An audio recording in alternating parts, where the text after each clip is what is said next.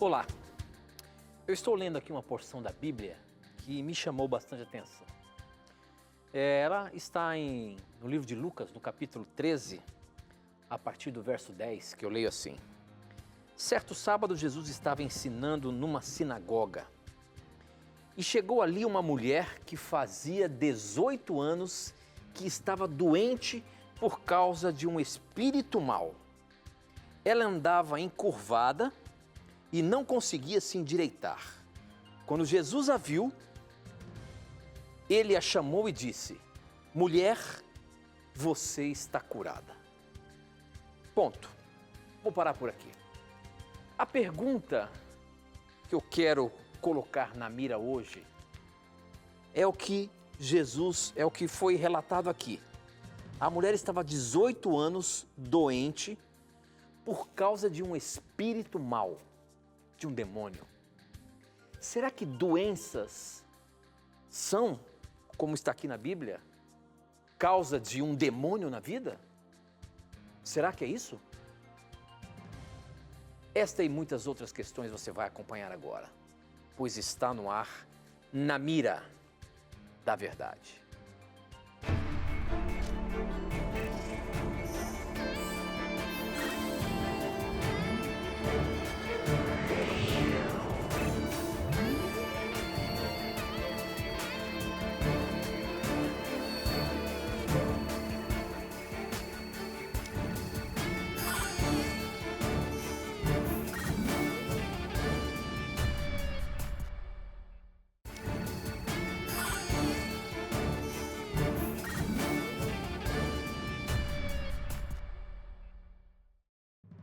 Olá, seja muito bem-vindo. Estamos começando mais um programa Na Mira da Verdade. É sempre muito bom ter você aí junto da gente para estudarmos a Palavra de Deus. E esse programa, você sabe, né?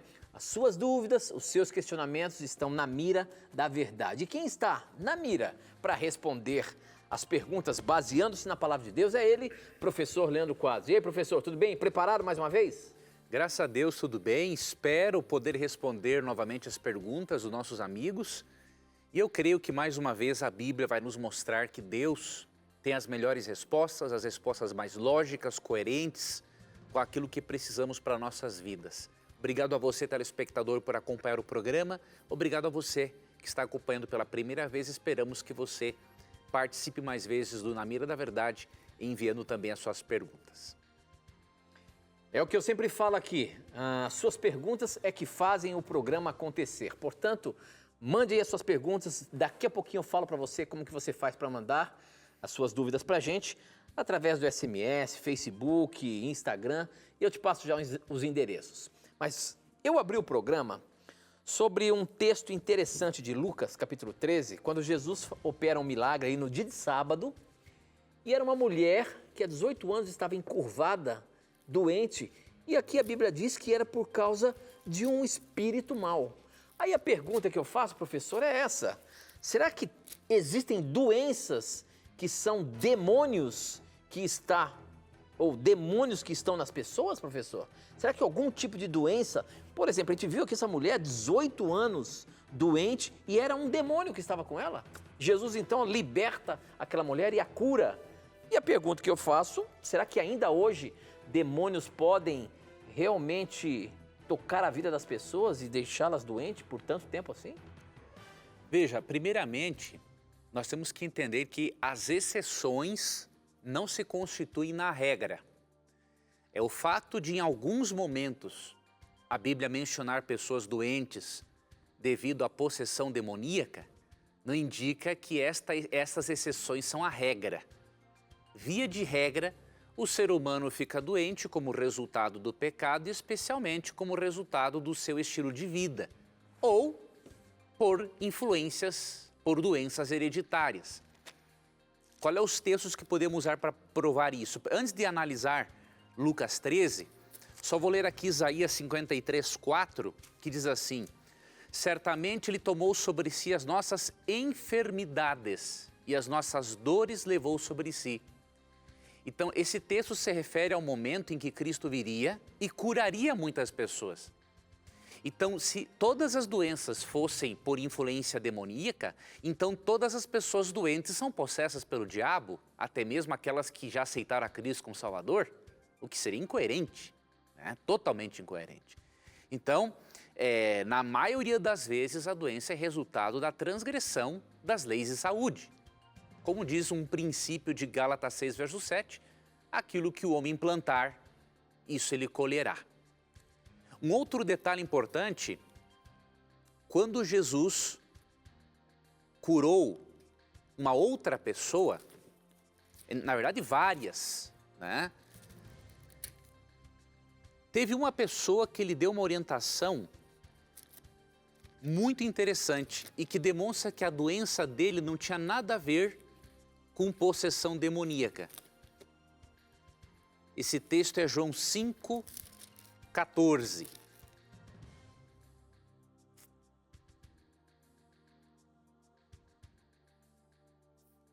Vamos ver aqui. João 5,14? João 5,14, exatamente. Tinha um homem aqui no contexto paralítico há 38 anos. E aí o que Cristo disse para ele? Mais tarde Jesus o encontrou no templo e lhe disse, olha que já estás curado, não peques mais, para que não te suceda coisa pior. Veja, Cristo não cogita nem de perto a possibilidade de ele estar doente por causa de um demônio, mas por causa do estilo de vida. Então Cristo diz assim, olha, não peques mais, não faça as mesmas coisas que você fazia, para que esta paralisia com a qual você sofreu há 38 anos não volte mais. Ok? Então, na grande maioria das vezes, doença não tem nada a ver com possessão demoníaca. Agora, neste caso, em que o Tito leu o texto claramente diz que esta mulher estava realmente enferma porque ela estava possessa por um espírito mau. E o verso 16 até identifica o espírito mau. Diz assim, por que motivo não deveria livrar deste cativeiro, em dia de sábado, esta filha de Abraão, a quem Satanás trazia presa há 18 anos? Então, neste caso específico, em alguns outros na Bíblia, a doença realmente foi resultado da possessão demoníaca. A pessoa se colocou no terreno de Satanás, deu a ele permissão para tomar conta da sua mente e, obviamente, que assim Satanás pode colocar uma enfermidade na pessoa. Isso pode acontecer até hoje. Mas não podemos ir para o extremo de dizer que essas exceções se constituem na regra. Porque nós vimos dois textos anteriores que mostram claramente que a grande maioria das doenças não tem a ver com possessão demoníaca. Em alguns casos, sim. Na maioria das vezes, não. Porque a tendência das pessoas é culpar o diabo pelas coisas erradas que elas fazem, né? Então, a pessoa quer continuar bebendo, bebe até não aguentar mais, aí fica doente, diz que foi o diabo. Fuma, fica com câncer, diz que foi o diabo. Não, não pode fazer isso. Então, se você tem dificuldades com álcool, com cigarro, busca ajuda em Deus, busca ajuda profissional para vencer esses hábitos, mas não coloque a culpa no demônio, porque é uma responsabilidade sua, né? Tomar uma iniciativa, uma decisão de buscar ajuda profissional e abandonar estes hábitos, entre outros, que produzem doenças e enfermidades. Muito bem, professor, muito bem. Está apenas começando o programa. Para você participar enviando as suas perguntas, você pode usar o seu telefone, mandando um SMS. O nosso número é 12 98151 0101. Eu recebo aqui na hora. Ou pelas nossas redes sociais. Facebook, namiradaverdade.nt e Instagram, @namiradaverdade, tá bom? Participe aí, mande as suas dúvidas, como por exemplo essa que o Rodrigo de Barcarena, no Pará, mandou. A pergunta dele é a seguinte, baseado no texto de Zacarias 9:12, quando uma pessoa se reconcilia com Jesus, ela pode receber bênçãos em dobro, professor? Olha só o que diz Zacarias, deixa eu ver se eu tenho ela aqui, vamos ver se eu acho rapidamente. Zacarias 9:12 diz o seguinte, posso ler aqui, professor? Pode ler, Tito. Prisioneiros, voltem para sua fortaleza, voltem todos os que ainda têm esperança, pois vou lhes dar 2 vezes mais bênçãos do que os castigos que vocês receberam. Esse texto, porventura, traz-nos saber que uma pessoa que se reconcilia pode ser abençoada duplamente ou ter em dobro suas bênçãos? Isso tem a ver com esse texto ou não? Não. O texto está falando de um outro contexto. Eu não duvido que Cristo não deu o dobro ou o triplo de bênçãos, se Ele quiser, para alguém que volta a Ele. Mas nós não podemos dizer que o texto fala sobre isso. Porque esse texto fala aqui de um contexto muito específico, né, da libertação de Jerusalém. Então nós lemos a partir, por exemplo, do verso 9. Ó. Alegra-te muito, ó filha de Sião. Exulta, ó filha de Jerusalém. Eis aí vem o teu rei, justo e salvador, humilde, montado em jumento, num jumentinho, cria de jumenta, que é uma profecia messiânica. Mais ou menos 600 anos antes de Cristo, a Bíblia dizia que ele um dia entraria em Jerusalém montado em um jumentinho. Destruirei os carros de Efraim e os cavalos de Jerusalém, e o arco de guerra será destruído. Ele anunciará a paz às nações. O seu domínio se estenderá de mar a mar e desde o Eufrates e até as extremidades da terra. Quanto a ti, Sião, por causa do sangue da tua aliança, tirei os teus cativos da cova. Veja, são os cativos de Sião, não é? Em que não havia água. Voltai à fortaleza, ó presos, de esperança. Também hoje vos anuncio que tudo vos restituirei em dobro. Porque para mim curvei Judá como um arco e o enchi de Efraim. Suscitarei a teus filhos, ó Sião, contra os teus filhos, ó Grécia. Então é um contexto muito específico, né? Fala do Messias que viria, mas fala da restituição que Deus faria ao seu povo que estava cativo. Então não é correto nós pegarmos um texto, isolarmos o seu contexto e aplicarmos uma outra realidade. Não é este o propósito original do autor inspirado. Muito bom, muito bom. A próxima pergunta chegou pelo nosso Instagram. Quem mandou foi Franci Prestes. Ela é de Boa Vista, em Roraima, e a pergunta dela é a seguinte: já tem tempo que tento ter uma pergunta pescada. Foi pescada hoje. Mas vamos lá. Sobre a Trindade, há uma hierarquia entre as 3 pessoas, Pai, Filho e Espírito Santo? Porque tem passagens que me deixam confusa. Por exemplo, quando Jesus disse que ninguém sabe o dia da sua volta, nem mesmo Ele, somente o Pai, Deus. E também aquela outra parte do livro de João, quando vier, porém, aquele, o Espírito da verdade, Ele vos guiará a toda a verdade. Porque não falará por si mesmo, mas dirá o que tiver ouvido e vos anunciará as coisas vindouras. Ou seja, Jesus, que é Jesus, o digno de todo louvor e adoração, não sabe o dia da sua volta. E o Espírito Santo não tem permissão para falar por si, mas como? Se o si é o próprio Deus. Ambos estão debaixo de uma autoridade maior que é Deus Pai? Então, não consigo entender isso, que Pai, Filho e Espírito Santo são um só, ou a mesma pessoa. Como entender isso, professor? Existe hierarquia entre a Trindade, Deus, Pai e depois Jesus e o Espírito Santo ou não? Existe só no aspecto funcional, mas não no aspecto essencial. Esse funcional seria só para a Terra? Só para a Terra, né? Então, cada pessoa da Trindade tem uma função no plano de salvação, né? Então, o que acontece? Deus, o Pai, é o responsável, não é, por elaborar o plano de salvação, diríamos assim. Jesus o efetiva e o Espírito Santo o torna também possível, porque ele faz com que as pessoas aceitem este plano de salvação. Então, a diferença é apenas na função, não é na essência divina. Se fosse na essência divina, aí isso seria politeísmo, né? Mas como a Bíblia não menciona, muito pelo contrário, né? Em Colossenses 2,9, a Bíblia diz que Jesus não é maior e nem menor que o Pai, tem a mesma essência. Diz assim, ó: porquanto nele habita corporalmente toda a plenitude da divindade, né? Então Cristo, o Espírito Santo e o Pai têm a mesma essência, nenhum é maior e nenhum é menor do que o outro. Mas funcionalmente tem diferenças. Por quê? Primeiro ponto, porque Cristo encarnou. Quando Cristo encarna, ele assume uma função de subordinação em relação ao Pai. Em Mateus 24:36 ele não sabe o dia e a hora da volta dele, mas em Colossenses 2:13 ele já sabe, porque ele é glorificado e diz que em Cristo estão escondidos todos os tesouros da sabedoria e do conhecimento. Ou seja, ele já sabe o dia da sua volta. Então você tem que analisar o seguinte, dois grupos de textos, pelo menos, né, sobre a Trindade.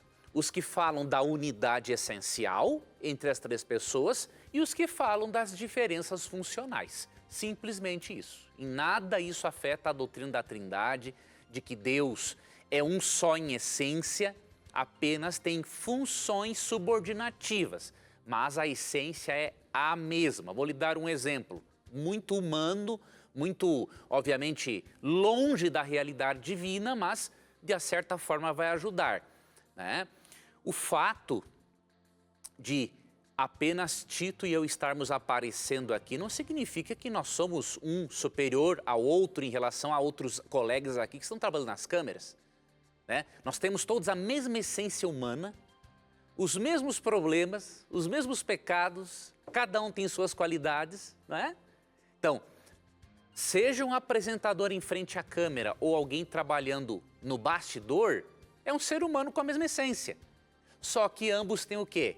Funções diferentes. Um tem uma função de aparecer e o outro tem a função de fazer o outro aparecer. Então isso não diminui em nada a nossa essência como ser humano. Assim como as diferentes funções da Trindade não diminuem em nada a essência que existe entre as três pessoas da Trindade. Ok, muito bem. Outra perguntinha aqui pelo SMS. O Francisco Oliveira, lá de Tietê, ele fala o seguinte: boa noite, Tito. Minha pergunta é: sabemos que os personagens bíblicos, especialmente no livro de Gênesis, tiveram muitos anos de vida. E no princípio da criação, um ano já tinha 365 dias? Ou seja, aquelas centenas de anos que os personagens ali de Gênesis têm, será que naquela época os anos eram dos mesmos 365 dias? O calendário que conhecemos não teria sido criado depois? Acompanho vocês desde quando o Tito ainda era magrinho.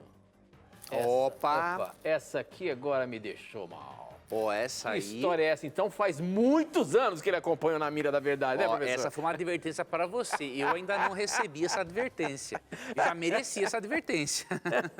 Obrigado, Francisco. Obrigado. Tamo junto. Vamos lá, professor. Como é que é? Será que os anos tinham 365 dias lá no passado, antes do dilúvio? Veja, nós não temos dúvida alguma de que os dias, desde o início da criação, são dias de 24 horas, tá?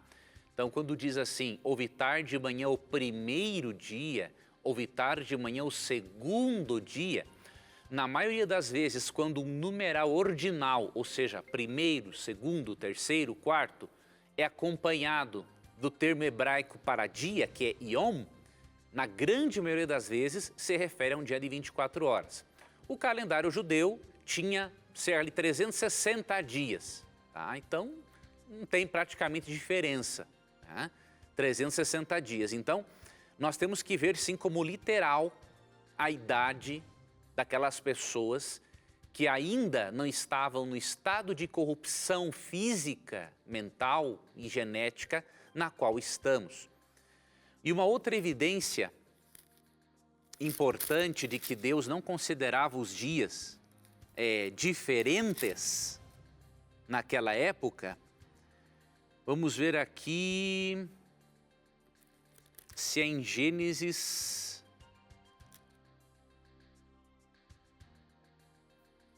Vamos ver se é Gênesis 7 o texto.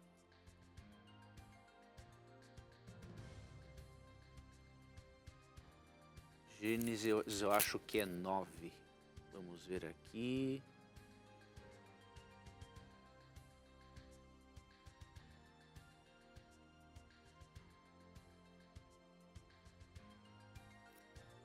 Eu tenho que ir para o intervalo, professor. Você quer procurar enquanto isso? Pode ser, eu vou procurando enquanto isso. É um texto que fala que Deus falou que Então tá bom, existiria. você dá a resposta já. Eu tenho que ir para o intervalo rapidinho. Não sai daí não. Intervalo, encontrei ele aqui. Achou? Achei, Gênesis 8, 22. Então encerra, vamos lá. Ó, enquanto durar a terra, não deixará de haver sementeira e ceifa, frio e calor, verão e inverno, dia e noite. Então Deus falou que enquanto durar a terra, né, os dias seriam normais, como desde o princípio da criação. Então pode ser que os anos tinham sim mais de 300 dias, 365 Em torno de 360 dias. Ok. Calendário nau judaico. Com as estações e tudo mais, não é isso? Exatamente. Aqui fala em estações, inverno, tudo tranquilo. Então não tem nada assim que... O antediluviano durava muito mesmo, centenas de anos. Sempre. E tinha que ser assim, até porque antes deles, Adão e Eva especialmente, eles comeram da árvore da vida. Então eles tinham Estavam realmente poucas que durar gerações muito do mais. Éden, né? Poucas gerações. É isso mesmo. Beleza. Bom, nós temos que ir para o intervalo, não sai daí não. A gente volta já.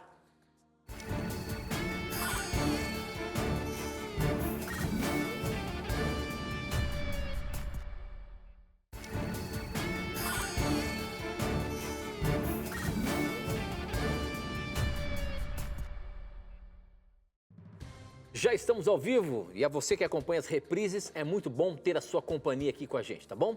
Bom, aqui no programa ao vivo, para você participar, você manda suas perguntas por SMS, o número é 12 98151 0101, eu recebo aqui na hora, e também nas redes sociais, Facebook, namiradaverdade.nt, Instagram, @namiradaverdade, e hoje nós temos ainda o nosso blog também, hein? novotempo.com/namiradaverdade, você pode mandar as suas perguntas lá, que ela chega aqui também instantaneamente pra gente, tá bom? A próxima pergunta chegou pelo Facebook, que mandou foi a Rita Falcão. E professora Rita pergunta o seguinte: Satanás ouve as orações ou as nossas orações feitas a Deus? E outra, será que ele pode interferir nas respostas de Deus? Não, Satanás ele não tem poder para interferir nas respostas de Deus, porque se Deus quer te dar uma resposta, quem é Satanás para querer impedir que Deus lhe dê uma resposta? Ele não tem esse poder. Mas ele ouve as nossas orações, né? Oi? Mas ele ouve as nossas orações. Se forem ditas de voz audível, com certeza. Mas isso, eu particularmente, para mim, é insignificante, né? Se a partir do momento que eu estou orando com fé a Jesus, né, a Deus Pai, Jesus é meu intercessor no santuário celestial e o Espírito Santo me ajuda a orar de acordo com Romanos 8:26, pode escutar o que ele quiser, eu não estou nem aí preocupado, né? Agora, lógico que se uma oração for feita em pensamento, ele não tem mesmo como saber, porque a Bíblia diz que somente Deus conhece o que realmente os seres humanos pensam, né? Então, até separei um texto aqui, ó, 1 Reis 8:39. Enquanto Salomão ora a Deus para que lhe abençoe o templo, né? Ele diz assim, ó: ouve tu nos céus, lugar da tua habitação, perdoa, age e dá a cada um segundo todos os seus caminhos, já que lhe conheces o coração, porque tu, só tu, és conhecedor do coração de todos os filhos dos homens. Então o texto é muito claro. Só Deus conhece os nossos pensamentos. Então Satanás não pode saber o que pensamos, ele pode deduzir. Que não é uma coisa difícil, nem mesmo para um psicoterapeuta. Deduzir algo que se passa na mente de alguém. Agora, saber realmente, só Deus pode saber. E quanto a interferir na oração, Satanás até pode tentar interferir, né, em que uma oração demore para se cumprir em nossa vida, né, criando circunstâncias em que nós mesmos atrapalhamos uma oração de ser atendida. Agora, dizer que Deus manda acontecer alguma coisa e ele vai atrapalhar o que Deus faz, ele não pode nem sonhar em fazer isso, ele não tem ele não chega nem perto do poder e da soberania de Deus. Ok, muito bem. Bom, nós temos uma nova modalidade aqui no Na Mira da Verdade, que você pode mandar a sua pergunta através de um vídeo. Você coloca o seu telefone assim na horizontal, grava um videozinho rápido, de no máximo 30 segundos aí, até menos, e você manda para um WhatsApp. Esse WhatsApp é só para receber esses vídeos.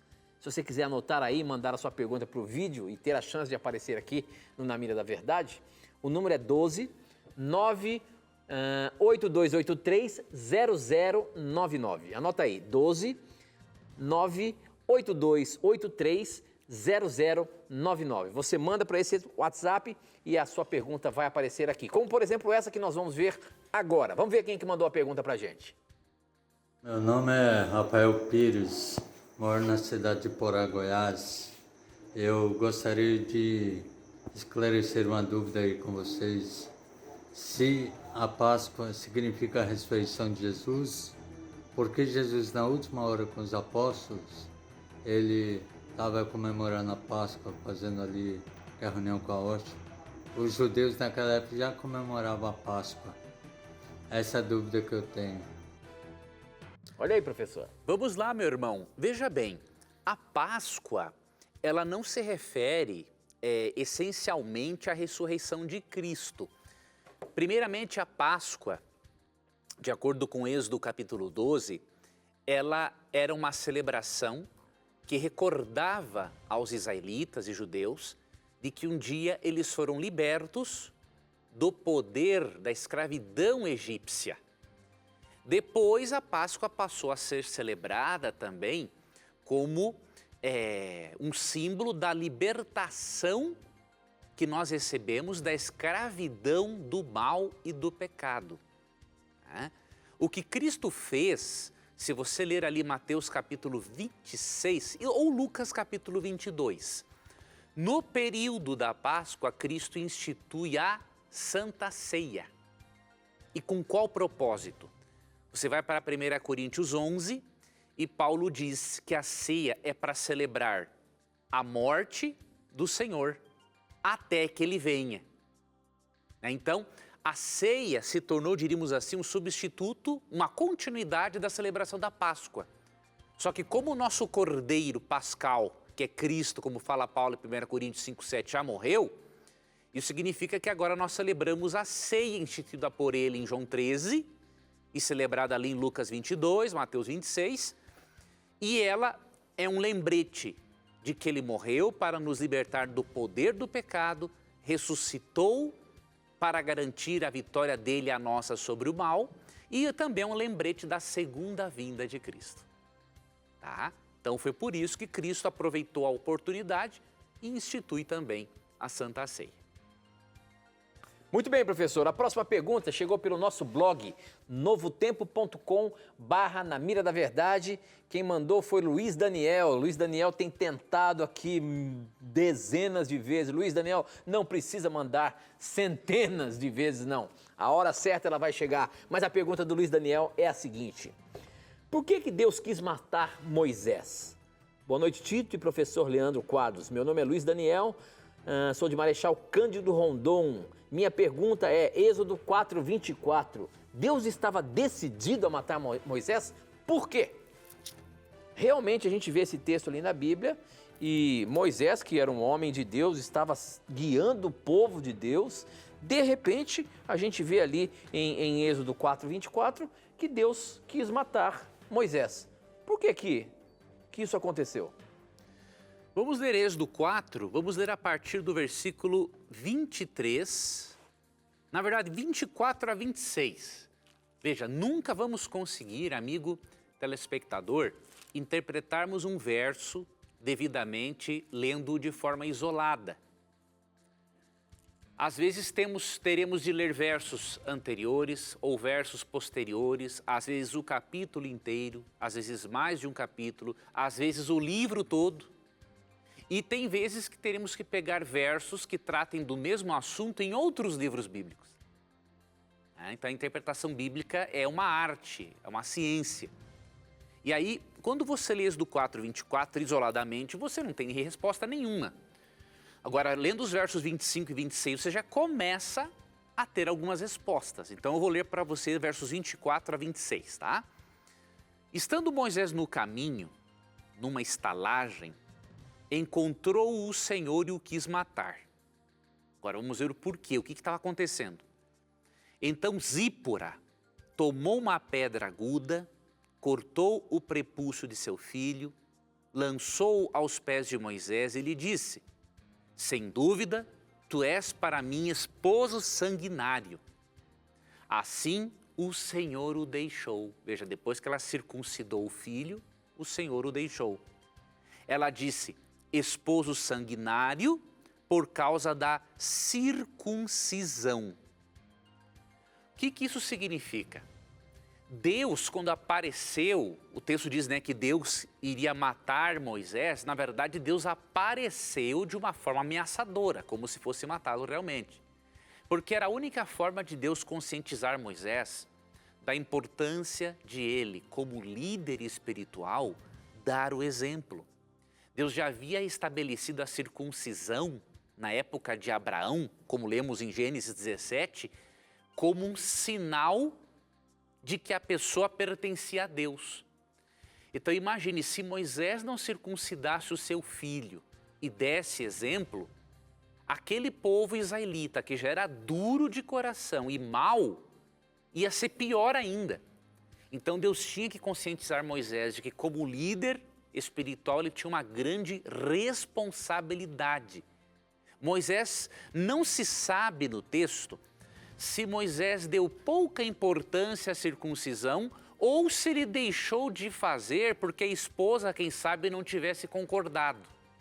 Isso não é claro no texto, mas o que é claro no texto é o seguinte, que quando Deus se manifesta daquela forma, Zípora entendeu na hora que era por causa da circuncisão. E ao ela circuncidar o filho, o Senhor os deixou e ficou tudo normal. Tá? Então é bom lermos dos versos 24 a 26 para obtermos algumas respostas mais conclusivas, né? Muito bom. Próxima perguntinha aqui pelo nosso Instagram, você pode mandar, é só @naMiraDaVerdade. Quem mandou foi o Reginaldo e a pergunta do Reginaldo é a seguinte: qual a base bíblica para os escritos da profetisa Ellen White recomendarem a alimentação vegetariana? Qual é a base bíblica? Será que tem base bíblica, já que ela é uma profetisa de Deus também, professor, para essa recomendação? Ou isso não tem nada a ver com a Bíblia? Mas não tem nenhuma dúvida de que a base bíblica para a dieta vegetariana, ela existe já no primeiro capítulo da Bíblia. Deus, quando criou o ser humano, vamos ver que tipo de alimentação Deus deu para o ser humano antes do pecado. Gênesis 1, 29. E disse Deus ainda: eis que vos tenho dado todas as ervas que dão semente e se acham na superfície de toda a terra, e todas as árvores em que há fruto que dê semente. Isso vos será para mantimento. Então a dieta que Deus deu foi totalmente vegetariana. Grãos, nozes, castanhas, frutas. Não é? Por quê? O consumo de carne passou a existir após o pecado. Não era propósito de Deus que os animais fossem mortos. Depois do pecado, Deus autorizou o uso de algumas carnes e de outras não. Agora, os conselhos de Ellen White sobre o vegetarianismo, eles precisam ser entendidos em seu contexto bem amplo. Ela recomenda muito fortemente o vegetarianismo, mas ela não recomenda a mesma coisa para todas as pessoas, porque nem todas se adaptam a tal regime. Né? Então tem que ler-se os escritos dela de uma forma ampla. E indo para a sua pergunta, Gênesis 1, 29. Quando ela fala da dieta vegetariana, ela simplesmente está comentando a dieta original que Deus deu para o ser humano antes do pecado. Muito bem, professor. Eu queria agora, nesse momento, oferecer para você um curso bíblico. Nós oferecemos aqui no programa sempre cursos bíblicos gratuitos. Nós temos vários. O curso bíblico que nós indicamos aqui no Na Mira da Verdade é esse aqui, ó, Verdades para o Tempo do Fim. Para você ter esse curso bíblico, basta você acessar agora o nosso blog novotempo.com/Na Mira da Verdade. Você vai ver a imagem dessa revista lá. É só você clicar e você vai ser direcionado para fazer um cadastro com seus dados postais para que ele chegue direitinho para você. Esse curso bíblico que já há tanto tempo nós oferecemos aqui no Na Mira, e se você ainda não pediu, você está perdendo tempo, peça agora mesmo, entre lá no nosso blog, novotempo.com/Na Mira da Verdade. São temas relacionados ao tempo do fim, ao tempo que nós acreditamos que estamos vivendo. E nesse tempo do fim, verdades bíblicas estão aqui, ó, expostas na palavra de Deus. E esse guia vai ajudar você a compreender um pouco mais a palavra de Deus e esses assuntos relacionados aos últimos tempos. Portanto, peça agora mesmo Verdades para o Tempo do Fim. Tenho certeza que você vai se surpreender com as mensagens dessas lições. Aqui são 16 lições. No final de cada lição você tem ali um questionáriozinho para você fazer para melhorar o seu aprendizado. E eu tenho certeza que você vai se encantar e aprender muito mais da palavra de Deus, tá bom? Se você preferir, você pode ligar no horário comercial também. 0 operadora 12 21 27 3121. Anota aí, ó. 0 operadora 12 21 27 3121. Você pode pedir o curso bíblico do Na Mira da Verdade. Ou então entre agora no nosso blog novotempo.com/Na Mira da Verdade. Nós vamos para um breve intervalo, mas não sai daí não. Formule a sua pergunta, a gente volta já já.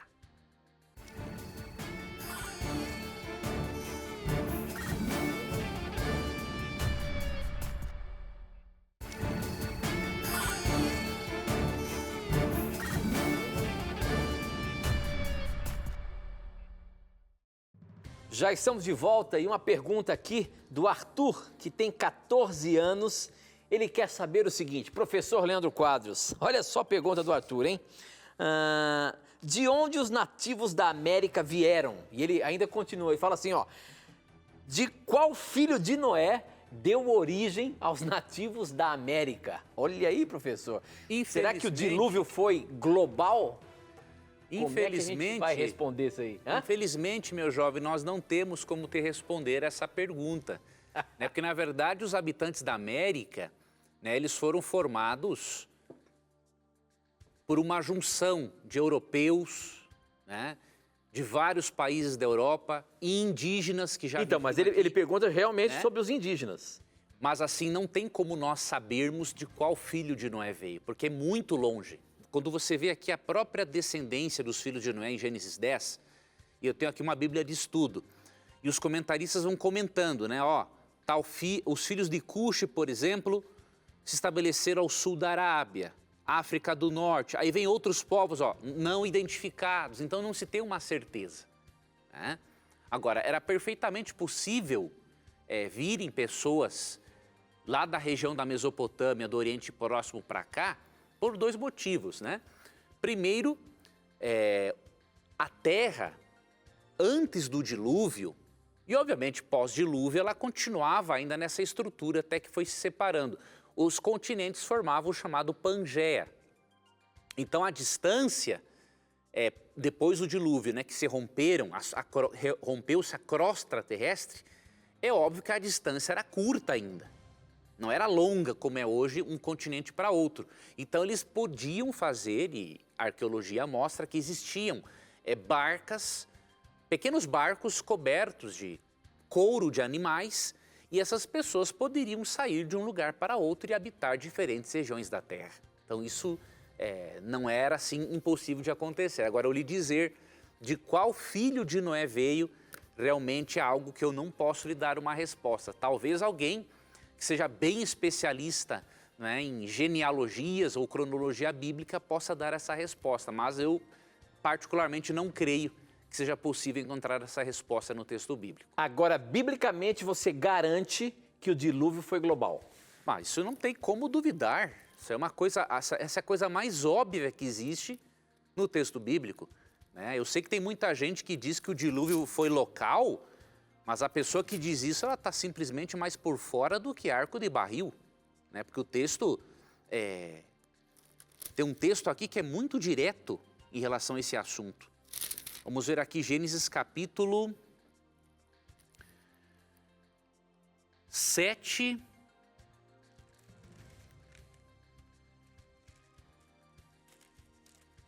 versículo 18. Exatamente, 19. Prevaleceram as águas excessivamente sobre a terra e cobriram todos. O que é todos? Todos não é alguns, é óbvio, né? Todos os altos montes que havia debaixo do céu. Então, que o dilúvio foi global, isso é uma coisa muito clara no texto bíblico. Outra coisa, e se não fosse global, não teria lógica pelo seguinte: como queria acumular um monte de água naquela região, não é, do Oriente Próximo, e ela não iria escoar para o resto do planeta.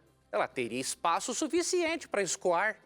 Então é óbvio, o dilúvio foi global, chuva caiu de cima, diz o texto bíblico que a crosta terrestre se rompeu e a água saiu de baixo.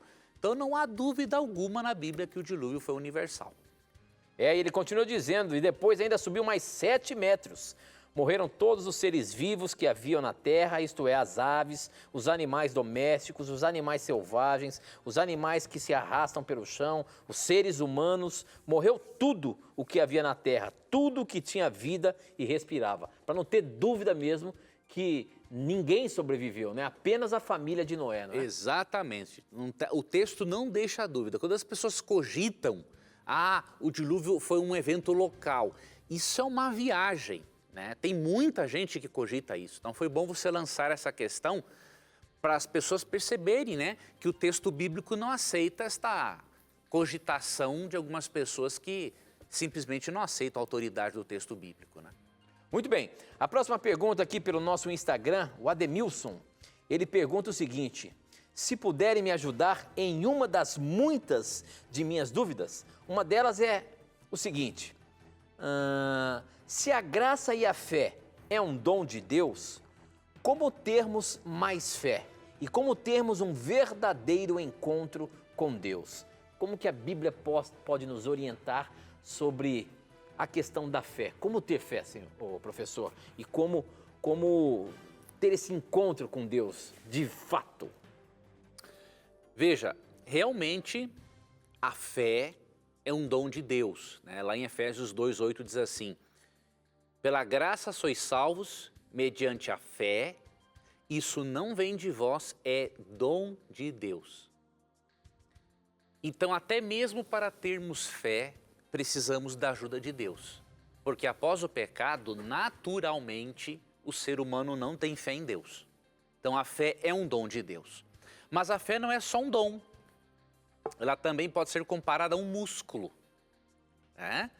A fé é um dom, mas esse dom precisa ser exercitado. Se você não exercitar esse dom, assim como o músculo não exercitado, ele vai atrofiar. E como é que você exercita o dom da fé e desenvolve-o para que ele não atrofie?